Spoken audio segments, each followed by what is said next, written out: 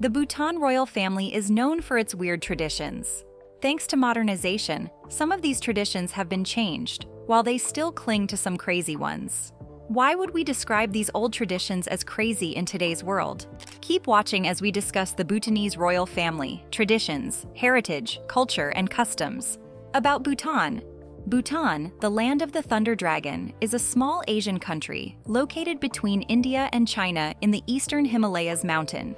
Its beautiful mountain and valley are why many people call it the land of happiness. Bhutan, often called the last Shangri-La, is a land of stunning natural beauty, ancient monasteries, and deep spiritual traditions that have remained untouched for centuries. The allure of Bhutan lies not just in its breathtaking landscapes, but in the way it blends adventure, tranquility, and a profound sense of peace. Bhutan culture offers a unique and captivating way of life. With its rich traditions and deep-rooted customs, Bhutanese culture stands out as something special. Bhutan's emphasis on gross national happiness over material wealth makes it truly captivating, unlike any other country. Every moment is infused with a sense of serenity, and the balance between nature, culture, and spirituality is palpable. In Bhutan, traditional clothing is a big part of daily life. Men wear the go, a knee-length robe wrapped around the body and tied at the waist with a belt called a kara. This attire often includes a white scarf known as a kabni, which indicates the wearer's rank or status. Women wear the kira, a long dress that reaches the ankles and is paired with a blouse called a wanju, and a short jacket known as a toego. These clothes are often made from bright, hand-woven fabrics with intricate designs. Traditional attire is a source of national pride and is required in schools, government offices, and special occasions. The vibrant colors and patterns reflect the country's artistic heritage and promote unity and identity among the Bhutanese people. Bhutanese citizens must wear these traditional outfits when visiting government offices, attending formal events, participating in religious ceremonies, and during certain festivals to preserve Bhutan's heritage and showcase cultural pride. Keep watching as we explore the essential aspects of Bhutan culture, including daily life, festivals, and spiritual practices that make Bhutan so fascinating. Social customs and festival. Bhutanese people are known for their warmth and hospitality. Visitors will notice the unique customs and social etiquette that reflect a strong sense of community and respect. In Bhutan, greetings are important. The traditional greeting is Kuzuzangpo La, often said with a slight bow and a smile. Respect for elders and authority figures is deeply ingrained, and it is expected to use honorific titles and deference in their presence. Bhutan is famous for its colorful festivals called tsekus. These annual events are held in monasteries and fortresses, dzongs, nationwide. Tsekus are a big part of Bhutanese culture and feature masked dances, music, and rituals that celebrate important events in the life of Guru Rinpoche, the founder of Tibetan Buddhism. The Paro and Thimphu Tsekus are especially popular with both locals and tourists. During these festivals, participants wear elaborate costumes and masks and perform dances that depict stories of good triumphing over evil. These celebrations are not only religious, but also social events that bring communities together. They allow people to dress in their finest traditional clothing, enjoy local food, and engage in communal prayers and offerings. Archery is the national sport and a beloved part of Bhutanese culture. Archery competitions are lively events with singing, dancing, and playful banter among participants. This is not just about the competition. It's also a social event that strengthens community bonds. Competitions often involve two teams aiming to hit targets placed 140 meters apart, a much greater distance than Olympic archery. The atmosphere is festive, with spectators cheering, singing traditional songs, and performing dances to encourage the archers. These events reflect the communal spirit and the importance of tradition in Bhutanese society. Bhutan stands out as the only country in the world that prioritizes gross national happiness, GNH, over GDP, placing well-being and happiness at the heart of its development.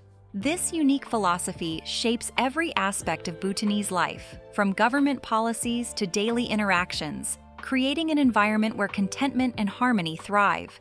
It's a place where life moves slower, more intentionally, allowing you to connect with yourself and the world around you truly. As one of the world's most environmentally safeguarded countries with protected areas covering over 42% of its land, Bhutan is home to pristine national parks that are havens for diverse wildlife, from snow leopards and red pandas to exotic birds. This dedication to conservation allows visitors to experience nature in its most untouched, purest form.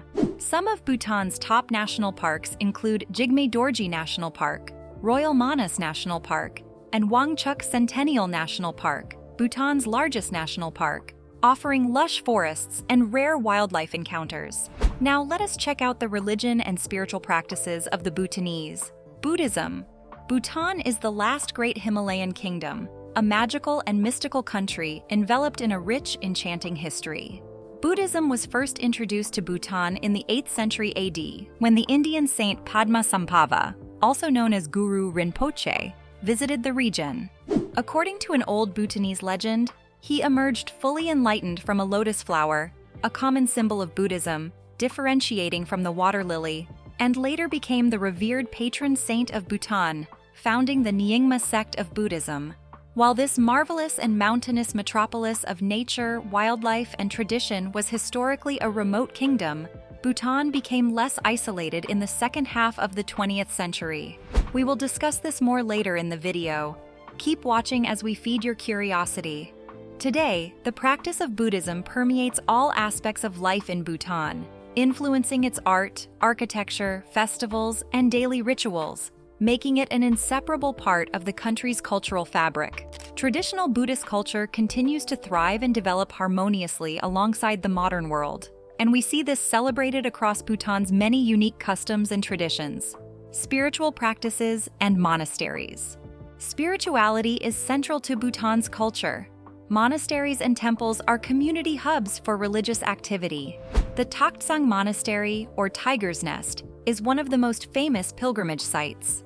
Monks and nuns are essential in keeping Buddhist teachings and practices alive.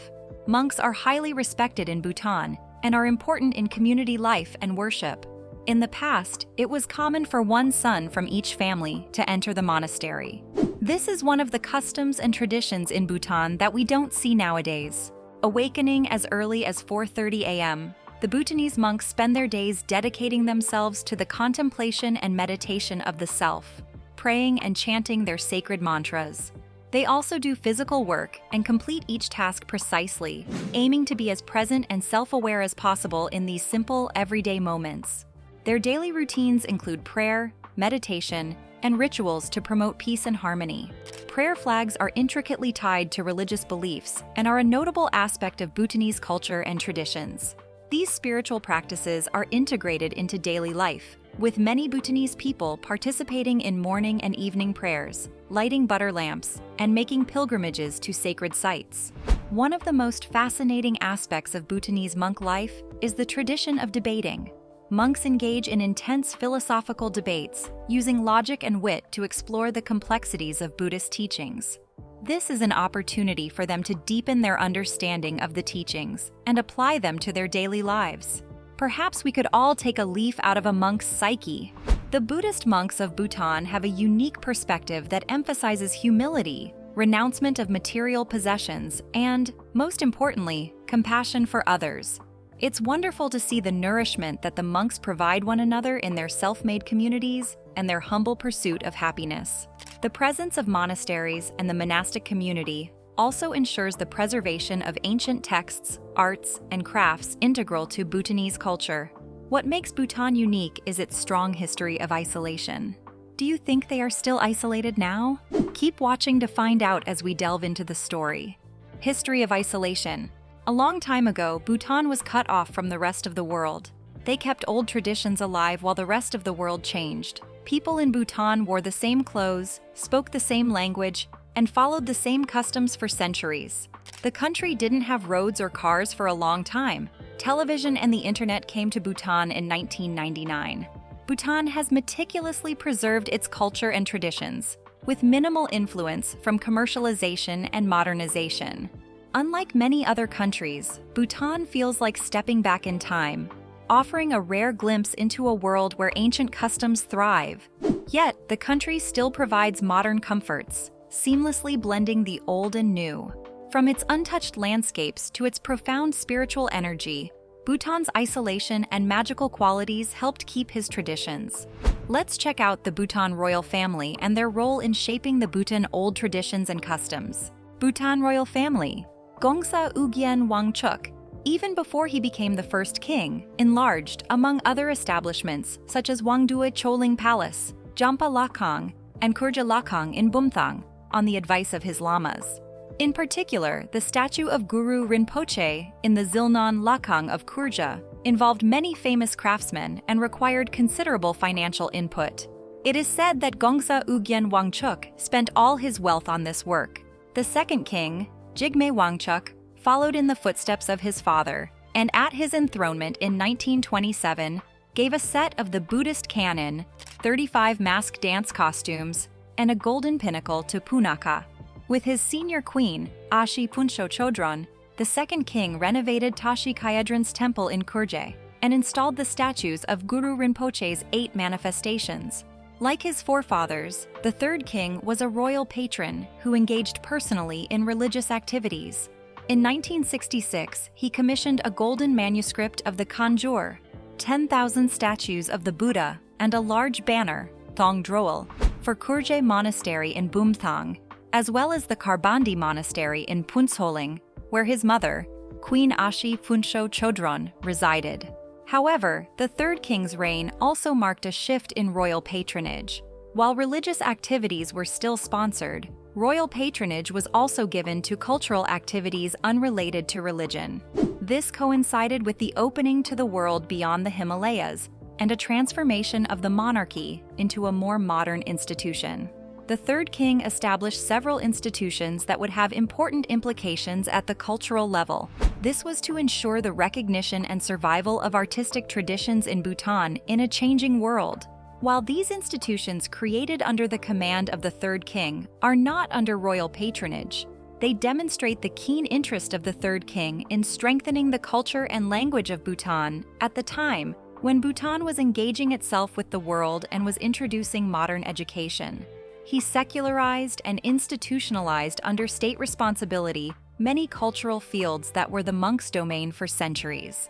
The far-sighted vision of the third king prevented Bhutan from losing part of its cultural heritage at a challenging time. His legacy today is more than vibrant and relevant. The fourth king, Jigme Singye Wangchuk, like his father, engaged himself in works such as the renovation of more than 200 monasteries and dzongs, especially Yongla Monastery in eastern Bhutan, and sponsored rituals for the well-being and protection of the country, especially at Yongla and Singye Dzong, as well as the reading of the Buddhist canon. He also contributed many objects and scriptures to many places. Also, in what can be considered another shift in royal patronage, from 1974, he involved himself in cultural policy, making culture a government priority. In the 1990s, culture became a pillar of the gross national happiness (GNH) concept, having equal standing with socioeconomic determinants. One can argue that this policy is not technically royal patronage. Still, given the charisma of the fourth Druk Gyalpo, it made a real impression on the people and was, in essence, royal patronage.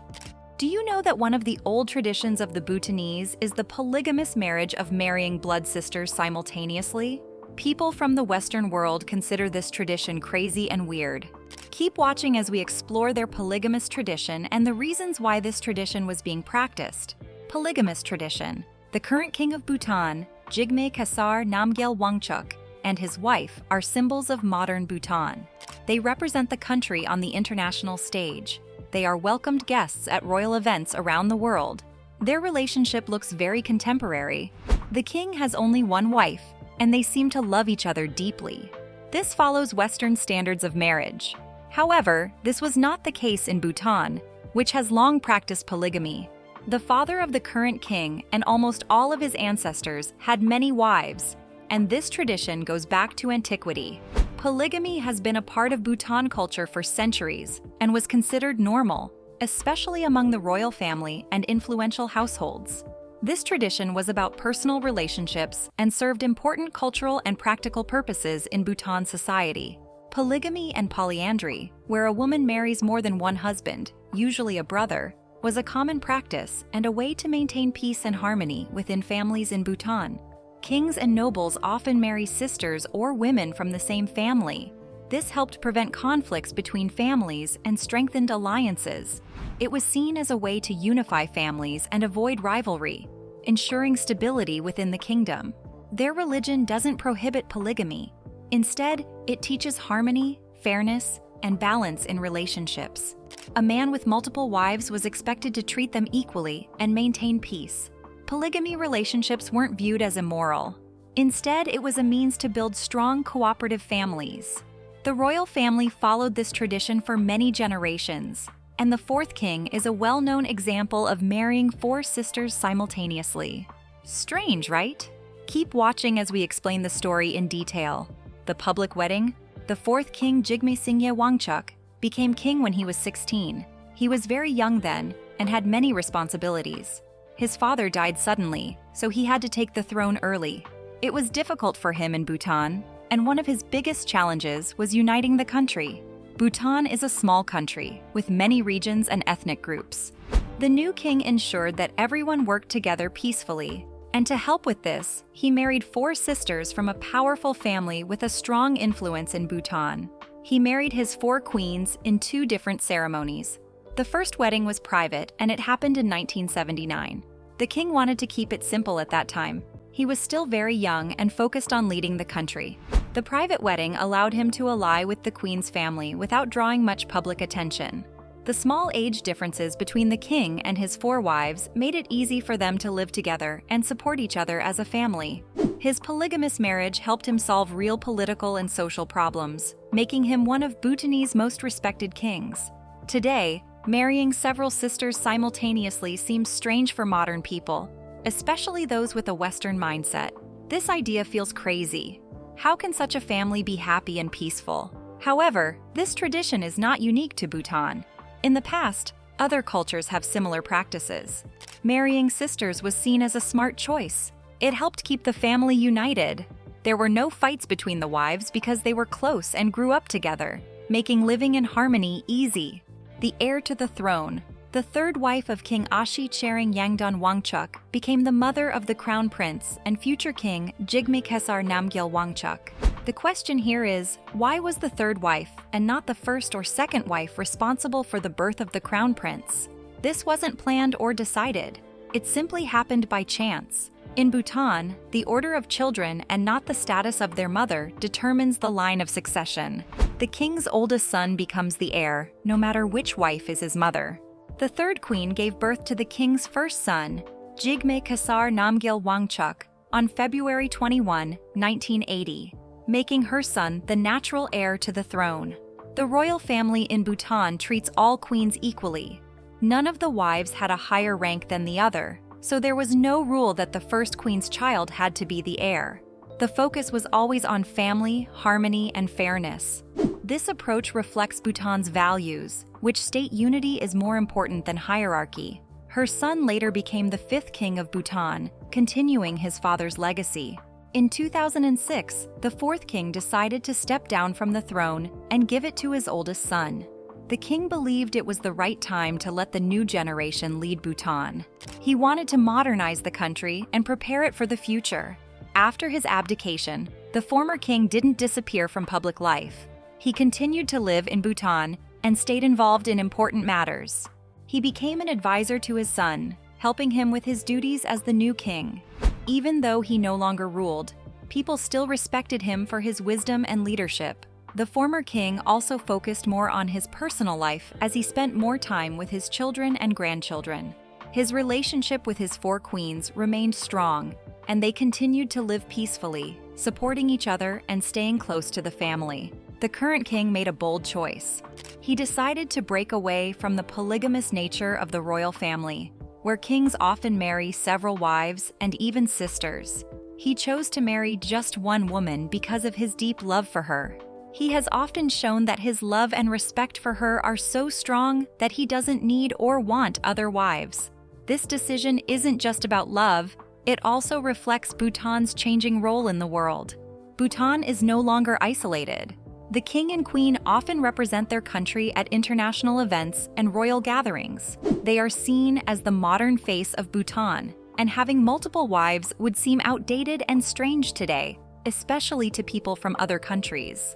By having only one wife, the king shows that Bhutan is moving forward and aligning with the global view on family and marriage. Many admired the relationship between the king and queen. They appeared together at public events, always showing a deep bond and mutual respect. Their modern marriage sent a message to the world that Bhutan values harmony and love even as it preserves its tradition. Even though the royal family of Bhutan tries to follow modern ways, some of their way of life and etiquette still seem strange to people.